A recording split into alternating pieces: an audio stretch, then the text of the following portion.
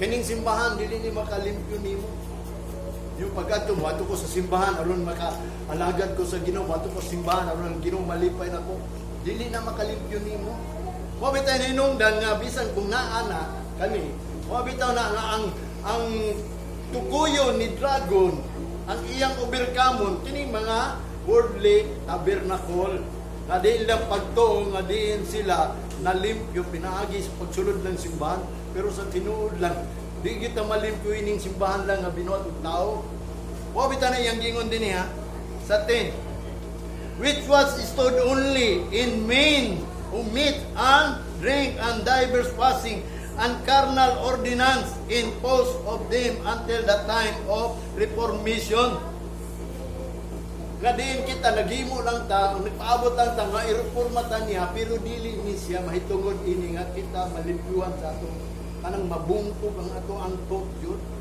Ang atong gipag-awayan, kaning espiritu sa Ginoo nga ang atong hunang-hunang mabuntog na, kaya ang atong magunang-huna, nga diin ang simbahan mo niya sa Ginoo, nagsimba ta, maluwas na ta, kay membro ta, kay Christian ta, nagasimba ta man Domingo, nag-ato ta midweek service, o nila, pero ang igingon niya dito sa Hebrew, karnal lang na, ordinance lang na dito sa kalibutan nga muna itong pamahagi. Mabita na si Kristo ni ani din iyang gingon din sa verse 11, but Christ being come, and a high priest of good things to come, by a greater than more perfect tabernacle, not made with hands, that is to say, not of this building.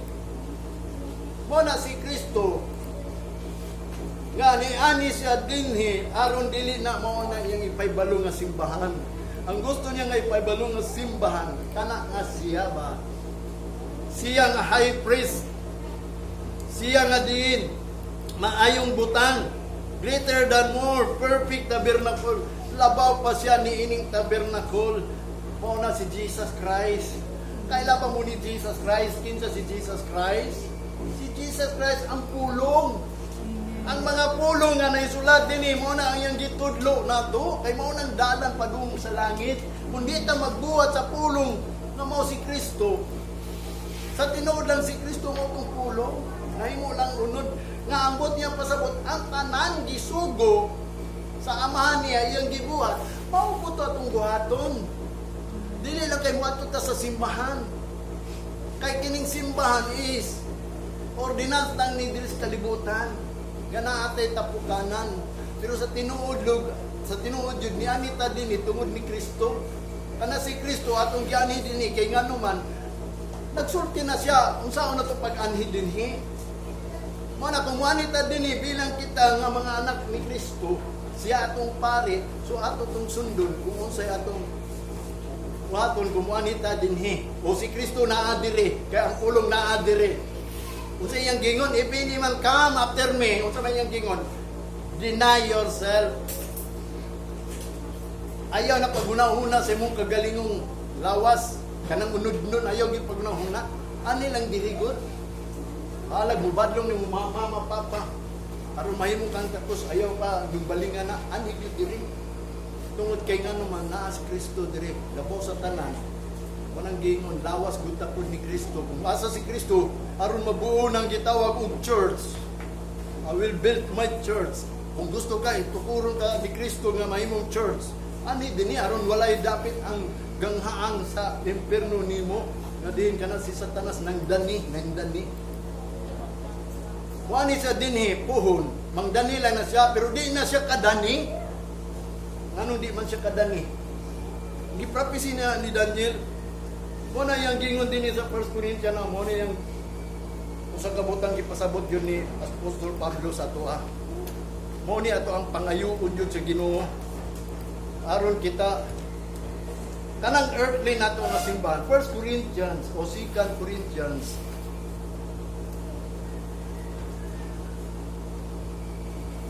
verse 5 chapter 5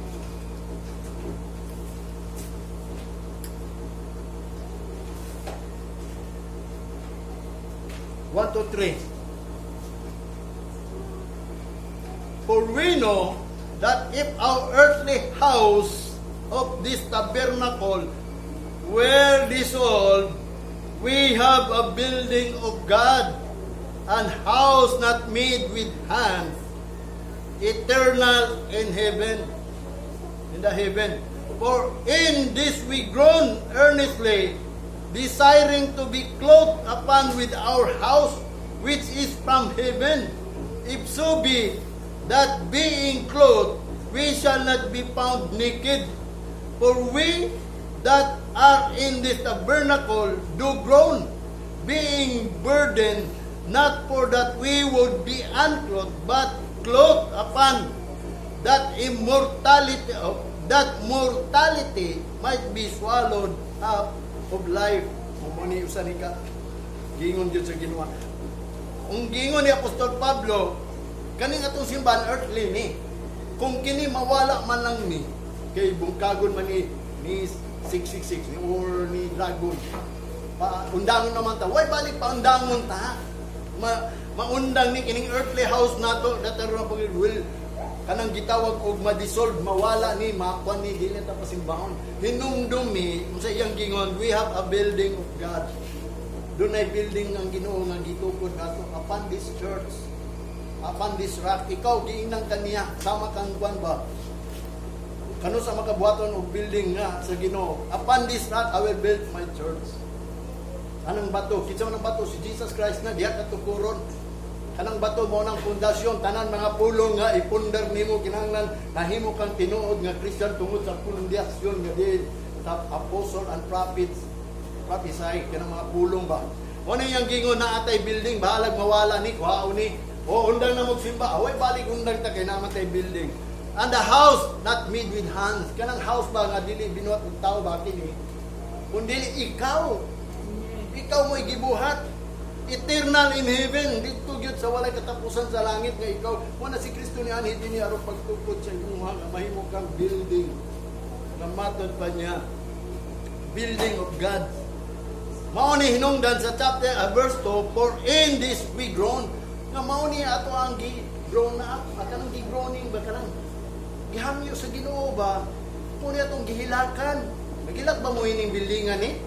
Nga kamo mahimo mong building yun ni Kristo. Mao ning giingon ni Apostol Pablo nga mao ni atong gi-groan sa tinuod lang wa ba siguro kagkabalon isimba lang ka ngano man aron nga rapturong ka sa Ginoo. No, timuon kag niyang building sa tinuod lang ni anita. Mao ni atong basihan karon nga nangandoy ta sa Ginoo nga matod pa niya, for in this we groan earnestly, desiring to be clothed upon matod pa niya, our house with up from heaven. Nga din kita gyud maunsa ta masuutan ba, masuutan taog kanang building nga diha sa langit nga kita gayod dili ning binuhat og tao nga si Kristo gyud mao motukod nato ba. Mao ni ato ang gigroan, mao gyud ni ang dapat nga atong pangayoon nga kanang usa nang groan gani naghangyo gyud ba, nagilak gyud ba nga Lord suoti gyud mo anang building. Mo ni giingon ni Apostol Pablo kay nga naman sa verse 8, if so be that being clothed we shall not be found naked. Kay sabihan na kita suotan na ta ining building, dili ning building nga na matod pa niya, dili na ta makaplagan nga naked. Pag ani ni Satanas na gyud ka pugong si Satanas ini mo bitaw na musulod ta diri kanunay nga magilak ta sa Ginoo nga Lord panang suoti diri ni. Mo bitaw tong gingon sa Revelation pagtukaw kamo, pagampo kay ang atong kaaway nangita na siya tubunon matod pa niya nga bantayan nato ang kaugalingon nga dili ta magalakaw nga hubog madayag ang pagkaulaw. Ato sa basahon na Revelation chapter 1 niya mo ni usa ka butang nga luoy kayo ang tao nga din Kristohano. Ngano man sa langit di ta mailhan sa mga tao. Sa atong isig katawo, atong kauban, kitay, kamuntanan, maluwas mo, dili na mo ka, ilan ako nga pastor ko ninyo. Hindi na po ko kailan ninyo, kung kinsa mo, kay ganin yung naong, ilisad yun na, angelic, kanang spirit ba, dito tanan. Pero labaw lang ng mga manulundag yun, kaya mo ito'y guardian sa Ginoo kita, mga people lang nga magkursit na sa Ginoo. Pero kung sa impierno ka, kailan mo usa-usa, kung kitang tanan may impierno, kabalo lang yapon ka, mubasol pa ka na ako. Munang gingon niya sa Revelation o 16:15. Ingon pa niya sa Revelation 16:15. Behold, I come as a thief. Blessed is that watcheth and keepeth his garments, lest he walk naked and they see his shame. Tanawa. Magbantay gyud ta kay ngano man bulan ang tao nga nagabantay, nagatukaw og nagabantay sa iyang sinina aron siya di malakaw nga hubo ug madayag ang pagka makaulaw kung di ta maluwas, kung di mo maluwas, ulaw kayo ko. Ulaw ko sa akong silingan, ulaw ko sa akong kaubahan ng pastor, iso ko mawali ko, nagdungan na dahil sa impirno. Di ba, nagwali ka dito? Muna yung mong ipangwali. Ang naman ka diri. Tanawa, magbinasulay. Abi yung sa impirno, magbinasulay. Mabita tong si Lazaro, tuwa sa sabakan ni Abraham, wala na siya ni sulti. Na ako'y mga igsuo dito, na ako'y mga parinti dito. Pero sa impirno, katong dato, Father Abraham, na ako'y mga igsuon sa ato pa, sa tinuod lang, ang atong pagkatao diri, o pagkatao nato dito sa uldo na tao tagyapon, pero corruptible body dito sa impirno, magkailhanay lang yapon ta, kay madayag atong pagkaulaw, kay nga naman, ribirin ka, sige kagampo sa balay, gabi kag mga prayer sa balay, o mga Kristohanon ka, ang mong balay, say, mag-ian ako, magpatugtog, gusto pag yung mga Christian song, niya day, kinabuhi day, o dayag, muna yung gingon, nangayo, kita, ini mo na itong gigrown. Suutan taniya ang building gikan sa langit. For we that are in the tabernacle do groan, being burdened for naught. We would be unclothed, but clothed upon the mortality might be swallowed. Nga kini ato ang unod nun ba? Lamyon ni sa kinabuhi nga walay ka matupusan. Kanang kinabuhi nga immortality nga giingon niya dito sa 2 Timothy chapter 1 verse 10 nga ang appearing of Christ abolish death to give life, immortality into the gospel of life. Maghihatag sa gospel pahayag nato nga kita gayon kinahanglan mangandoy gyud ta sa immortality. Nga kining immortal nato mawala ni lamyon ni sa life pulihan ba ni aron pag-abot ni Satanas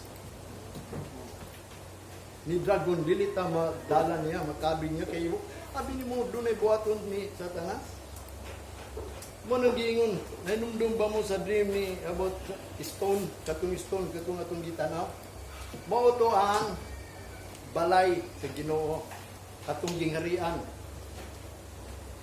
katong kingdom nga bato nga natagak mao to si Kristo no?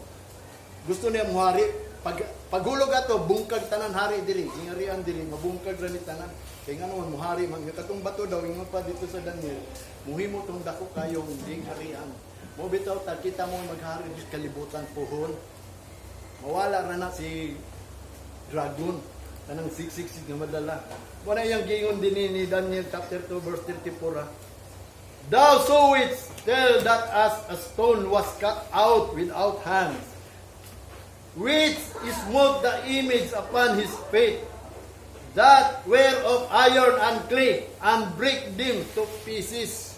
Katong bato daw nga atong nakita nga din gikuha dito sa mountain man to, ingon niya dito, gikuha to nga walay kamot ha.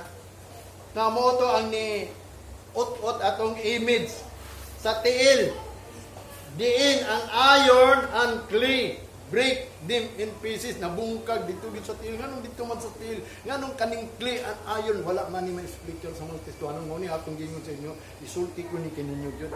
Katong bato, mao to si Jesus Christ, the stone, matod pa niya, the smooth image become a great mountain and filled the whole earth.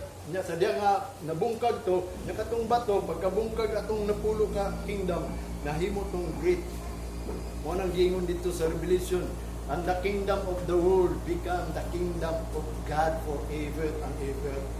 Munang, sabi niyo sa tinuod lang, pagkahuman ining 666, wato ta sa 1,000 years, walay nakasultian ng naay 1,000 years, although naay 1,000 years, nga nung na may 1,000 years, sa tinuod lang, si ang Ginoo nagbuhat sa kalibutan, unong kaadlaw, pag ikapito, ni pahulay siya, wabitan nang explicar sa 1 Peter, nga di, matag, adlaw nga pagbuhat sa Ginoo tag 1,000 years na niya. Unya ni pahulay man siya so dito, magpahulay pud ta within 1,000 years. Mo nagitawag og year of jubilee. year of millennium years, mo na gitawag og wedding of the Lamb, ang marriage of the Lamb dito. Within 1,000 years, unya samantalang hindi iya sa Ginoo 1,000 years po diri sa kalibutan. Dalon ta niya dito, i-rapture ta niya dito sa dili sa langit, i-rapture ta. Humingon sila, raptureon ta sa clouds. Pila man ta ka days dito, pila man ta ka months, pila ta ka years. 42 months, magunsa man ta dito sa clouds. Kung sa clouds lang ta, kaya kayo ta paluparag missile. Pwede po mo ang mga tao, mga hawd kayo, sa kayo rocket, anong sabay, mga Lord, mo anak, may diha, si kaya man namo ni, naaraman ka sa clouds. Kutobra sila sa clouds, kaya mag-explicar gani sila rapture. Kutobra sa clouds. Sa tinuod lang, kanang rapture is transportation lang na muadto ta sa New Jerusalem. Kaya na ay New Jerusalem, mahitabog yun na. Mo bitay nungdan, ingo pa niya din sa Daniel chapter 2 verse 43. And whereas thou sowest iron mixed with miry clay, ingo pa niya sa verse na Daniel na, they shall mingle themselves with a seed of men, but they shall not cleave one to another, even as iron is not mixed with clay. Kani, wag yun ni ma-explicar yun sa mga magwawali. Pero kamo ako mag-explicar na. Kani daw miry clay, they shall mingle themselves. Kaning sowis, kanang iron mixed with miry clay. Nagmingled ni, kanang makighalo ba? Gusto siya mo halo anong yuta, pero kaya hindi man sa kahalo.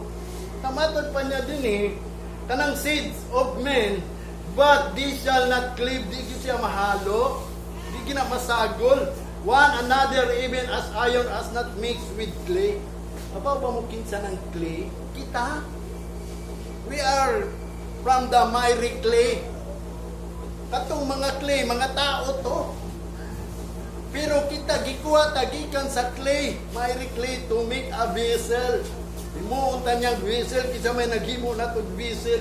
Ingon pa niya sa Isaiah chapter 64 verse 8. But now, O Lord, thou art our Father. We are the clay, and thou art Father, and we all are the work of thy hands. Katong clay, sa tinuod lang, nanganhalo dito sa faith. Mga tao to nga, gikuha sa Ginoo nga iyang purmahon daw to niya kay siya atong pater kunya kita buhat na sa iyang kamot, siya ay magbuhat nato, siya ay magbuot nato, ngay muutan niya o mga jar nga din gamiton sa Ginoo nga siya mahimot ang panudlanan sa iyang pulong ba mo nang ningon si Apostol Pablo day nga papuyan ninyo nga madagayaon jud ang pulong sa Ginoo diya sa inyong kaugalingon. Unya ang taong pagpuyo, mo bitaw tong ang sala sa Israelites ha. Nahinumduman ako kinapasana mo gunako ni tanan. Kay mao tong nakaingon gyud ko abang to na diay. Nga sila adunay duha ka sayop. Ang ilang unang sayop nga wala na sila kahinumdum sa living water asa nagagikan. Kadi ang living water atong unang panahon ang bato yampak ni kita tong Moses kay nangayo sila tubig og ampak niya mo to hinungdan nga ni gawas ang tubig nga diin kadto gitawag tog living water sa ila nga ang Ginoo naga-supply sila aron mabuhit sila. Mo to ila nakalimtan ang living water nga mao bitaw na nga si Jesus Christ is the living water. Si Jesus Christ is the rock. Gikan man gud sa rock yung living water. Wala na kombinasyon sa mga magwawali ba. Mo bitaw to nga ang ilang nakalimtan gibiyaan daw ingon ni Jesus Christ. Mo bitaw tong ningon si Apostol Pablo nga din si Isaiah nangandoy gyud sa mga Israelites pero ang luwason lang sa Ginoo katulang nahibilin sa mga Israelites nga matod pa niya katong living water nakalimot sila ug duna sa ang iskadua nilang sayop ang ilang panudlanan buslot bisan pag magtuon sila di siya makakaton. Mo nang giingon po sa atwa sa New Testament giingon sa ni Apostol Pablo kang Timoteo na moabot ang panahon nga they learn and learn but they cannot able to come into the knowledge. Di sila makabaluan ng knowledge na sigig tuon niya wa sila kabaw sa knowledge. Mo to ang gitawag og pater nga ang ilang panudlan ang buslot ang gyapon wala gusto sa Ginoo nga kita mahimo manudlanan po sa Ginoo, kanang pulong sa Ginoo nga diin aron pag-abot anong 666 dili tama kabi kay nganuman naa naman tay pulong tanan. Naa na sa atong pulong sa atong buhaton. Abi nimo ang sitwasyon ako naibaw-an ini. Ayaw mo kadlok di ta marato lang kurag nag-live lang gyapon tag normal. Pero was na kabaw sa atong sikreto sa kasing-kasing kauban atong Ginoo.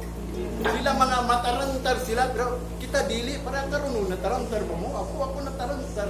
Ang akong gitarantar lang kanang mahuman ang COVID. Basig man nuroy ang mga tao ba? Bahala na sila manuroy basta ako nagpainumdum.